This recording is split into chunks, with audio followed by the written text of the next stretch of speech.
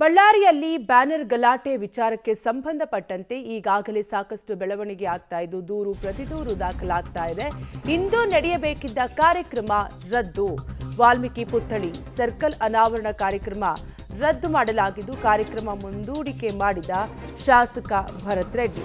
ಒಟ್ಟಾರೆಯಾಗಿ ಬಳ್ಳಾರಿಯಲ್ಲಿ ಶಾಸಕ ಜನಾರ್ದನ ರೆಡ್ಡಿ ನಿವಾಸದ ಬಳಿ ನಡೆದ ಬ್ಯಾನರ್ ಗಲಾಟೆ ವೇಳೆ ಕಾಂಗ್ರೆಸ್ ಕಾರ್ಯಕರ್ತ ರಾಜಶೇಖರ್ ರೆಡ್ಡಿ ಎಂಬುವರು ಗುಂಡೇಟಿಗೆ ಬಲಿಯಾಗಿರುವ ಹಿನ್ನೆಲೆಯಲ್ಲಿ ಮುಖ್ಯಮಂತ್ರಿಗಳ ಸೂಚನೆಯಂತೆ ವಾಲ್ಮೀಕಿ ಪುತ್ಥಳಿ ಅನಾವರಣ ತಾತ್ಕಾಲಿಕವಾಗಿ ಮುಂದೂಡಲಾಗಿದೆ ಎಂದು ಗ್ರಾಮೀಣ ಶಾಸಕ ಬಿ ನಾಗೇಂದ್ರ ಹೇಳಿದ್ದಾರೆ. ಸುದ್ದಿಗೋಷ್ಠಿಯಲ್ಲಿ ಮಾತನಾಡಿದ ಅವರು, ಮುಂದಿನ ದಿನಗಳಲ್ಲಿ ಇದಕ್ಕಿಂತ ವಿಜೃಂಭಣೆಯಿಂದ ಪುತ್ಥಳಿ ಅನಾವರಣ ಮಾಡಲಾಗುವುದು.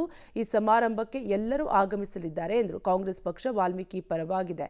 15 ಎಸ್ಟಿ ಮೀಸಲು ಕ್ಷೇತ್ರದಲ್ಲಿ 14ರಲ್ಲಿ ವಿಜಯವಾಗಿದೆ. ಭರತ್ ರೆಡ್ಡಿ ಮಾಡಿರುವ ಕೆಲಸ ಸಹಿಸದೆ ಬಿಜೆಪಿಯವರು ಬ್ಯಾನರ್ ವಿಚಾರದಲ್ಲಿ ಘರ್ಷಣೆಗೆ ಪ್ರಚೋದಿಸಿ ಕಾಂಗ್ರೆಸ್ ಪಕ್ಷಕ್ಕೆ ಕಪ್ಪು ಚುಕ್ಕೆ ತರುವ ಕೆಲಸ ಮಾಡಿದ್ದಾರೆ ಅಂತ ಆರೋಪಿಸಿದ್ರು. ಗುಂಡು ಹಾರಿಸಿದ ಪ್ರಕರಣದಲ್ಲಿ ಸರ್ಕಾರ ತಪ್ಪಿತಸ್ಥರಿಗೆ ಶಿಕ್ಷೆ ವಿಧಿಸುವ ಕೆಲಸ ಮಾಡಲಿದೆ.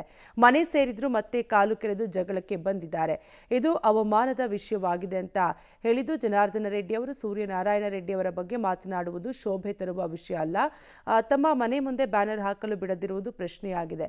ಒಟ್ಟಾರೆಯಾಗಿ ಬಳ್ಳಾರಿಯಲ್ಲಿ ಬ್ಯಾನರ್ ಗಲಾಟೆ ವಿಚಾರಕ್ಕೆ ಸಂಬಂಧಪಟ್ಟಂತೆ ಇಂದು ನಡೆಯಬೇಕಿದ್ದಂತಹ ಕಾರ್ಯಕ್ರಮ ರದ್ದಾಗಿದ್ದು ವಾಲ್ಮೀಕಿ ಪುತ್ಥಳಿ ಸರ್ಕಲ್ ಅನಾವರಣ ಕಾರ್ಯಕ್ರಮ ರದ್ದಾಗಿದ್ದು ಕಾರ್ಯಕ್ರಮ ಮುಂದೂಡಿಕೆ ಮಾಡಿದ ಶಾಸಕ ಭರತ್ ರೆಡ್ಡಿ.